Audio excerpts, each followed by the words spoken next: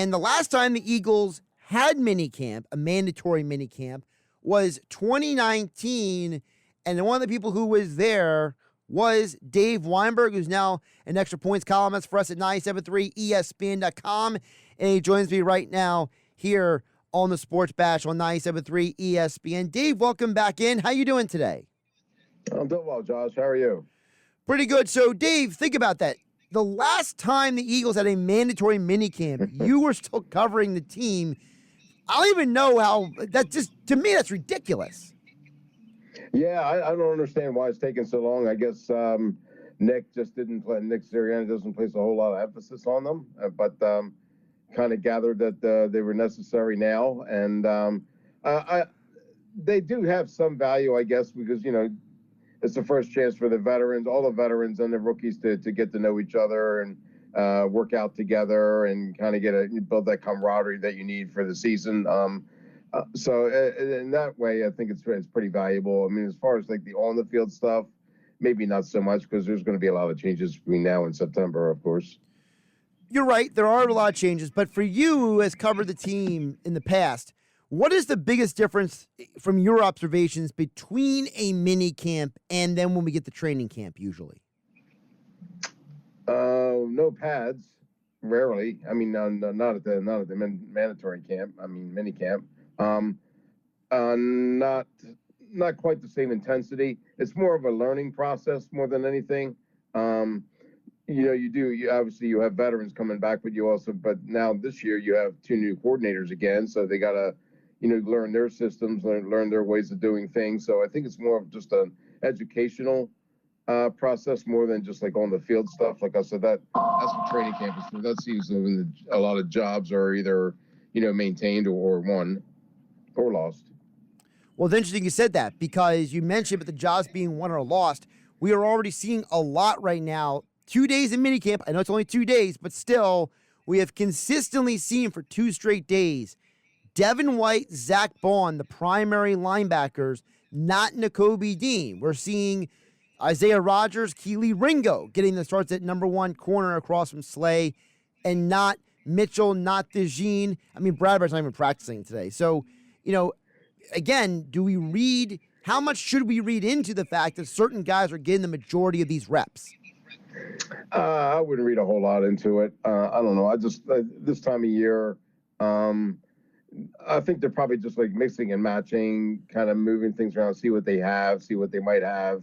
I'm a little surprised that the rookies aren't getting more attention. I mean, I would think your first 2 picks, you might want to put them in the lineup to, as soon as possible. But I guess there's plenty of time between now and when they have to do that kind of stuff. So I guess they're just maybe experimenting a little bit, just like I said, looking at different guys and see what they have. I wouldn't read a whole lot into it, though. Talk with Dave Weinberg, Extra Point columns over at 97.3 ESPN.com. Covered the Eagles for many years, joining us here on 97.3 ESPN for a Weinberg Wednesday earlier in the day, about 3 hours earlier than we usually talk, Dave. So I appreciate you joining me. Yeah, you're interrupting my nap time, but that's okay. I'm sure I'll get a text later about it complaining, but it's okay. That's all right. I did want to, you mentioned the veteran leaders because Brandon Graham told the media today something he said earlier this year in another interview. He talked about, again, the difference from last year to this year is the coaching. He pointed again to, hey, we had defensive coaches didn't put us in a position to be successful last year, and that these coaches are much different than last year. Brandon Graham, he's been around. He's had a few different coordinators. Do we put any credence to him saying that? That kind of stuff really just doesn't float well with me. I don't know why you would throw a coach under the bus after he's gone. I mean, if your defense stunk, I think I'm sure a certain part of it was the scheme and the strategies, but that's on you too. I mean, you're an NFL player. You should be able to make plays when you really need to. I mean, their tackling was atrocious. That has nothing to do with your defensive scheme. There's probably a little bit of credence to it, but I don't understand the point of complaining about it now. I would just try to focus on what your new system is doing, what your new coordinator is doing, and go from there rather than dwell on the past. Well, I will say in Graham's defense, he was asked a question, like what was the difference between last year and this year? So, Okay. and you know how those media conversations go. These players, some of them will answer questions and some of them won't. You know how that works. Yeah. I mean, Brandon's always been a honest, forthcoming guy. He's not one to like skirt questions or dodge them. So, that's a credit for him. And I consider him a pretty valuable leader on that team. I've known him for a long time and always a stand-up guy. So I guess I'll give him a pass on that kind of stuff. Yeah, I can't, like if it's one of these idiots with a podcast, right? Because there's 2 million podcasts now, like if they say it on a podcast, it's one thing, but it's like if you're sitting there on the dais and you got, 50 Eagles media members sitting in front of you asking you questions, you don't want to be the guy who says no comment. Right. That's true. Yeah, there's a lot of guys like that. They won't no comment you, but they won't give you much of an answer. They're kind of just, one word or one sentence. Right. But he's never been that way. It's just not his personality.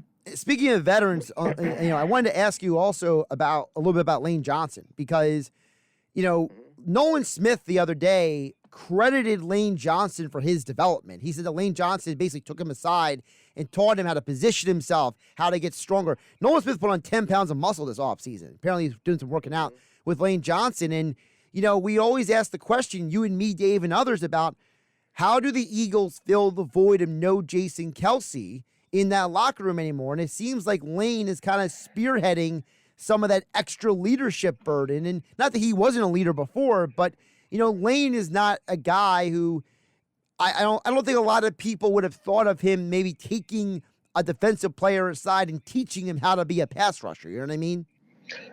I think that might happen more than you think, Josh. I mean, I know several guys that have done it. Actually,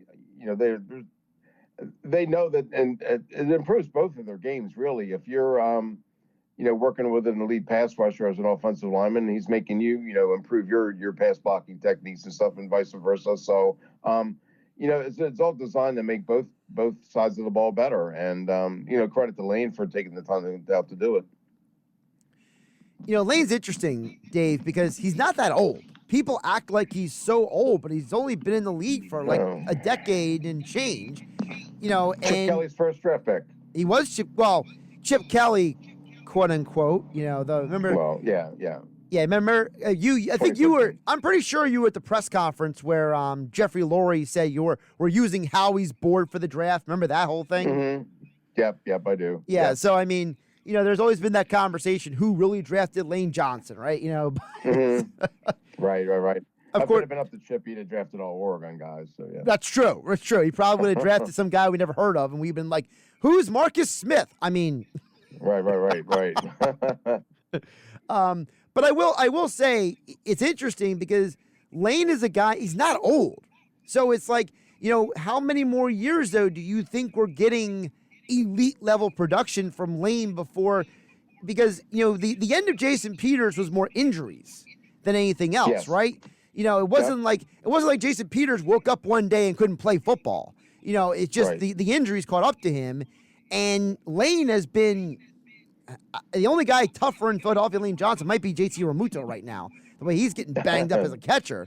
So I mean, what is your perspective on Lane at this point?